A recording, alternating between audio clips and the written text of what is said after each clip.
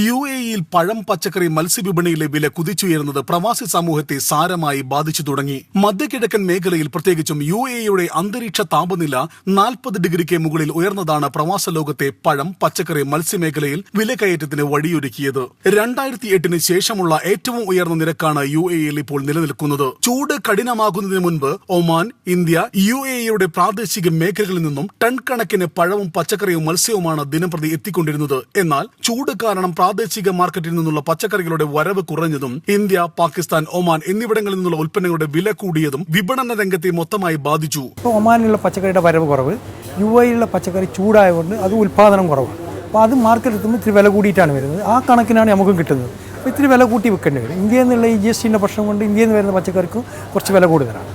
അപ്പോൾ അതൊക്കെ മൊത്തത്തിൽ ആ വില ഇപ്പോൾ കിട്ടിയ വിലക്കല്ലേ വിൽക്കാൻ പറ്റും. അപ്പോൾ ഇവിടെ ഒരു ഷോപ്പിലല്ല, മൊത്തത്തിൽ UAE-യിൽ കുറച്ച് വില കൂടുതലാണ് ഈ സീസണിൽ.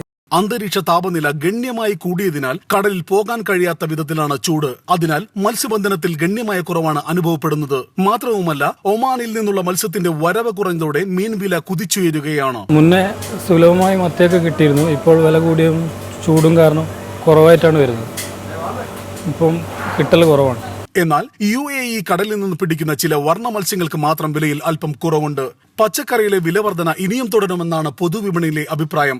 ഇത്തരത്തിലുള്ള വിലവർധനവ് മലയാളികൾ ഉൾപ്പെടെയുള്ളവരെ മാംസാഹാര ഉപയോഗത്തിലേക്ക് തിരിയാൻ പ്രേരിപ്പിച്ചത് മാംസാഹാര വിപണിക്ക് ഉണർവേകിയിട്ടുണ്ട്. എന്നാൽ ഈ മേഖലയിലും വിലവർധനവ് ഉണ്ടാകുമെന്നാണ് വിപണി നൽകുന്ന സൂചന. ചൂട് കുറയുന്നതോടെ മീൻ വില സാധാരണ നിലയിലേക്ക് മടങ്ങിയെത്തുമെന്ന പ്രതീക്ഷയിലാണ് UAE-യിലെ കച്ചവടക്കാരും ഉപഭോക്താക്കളും.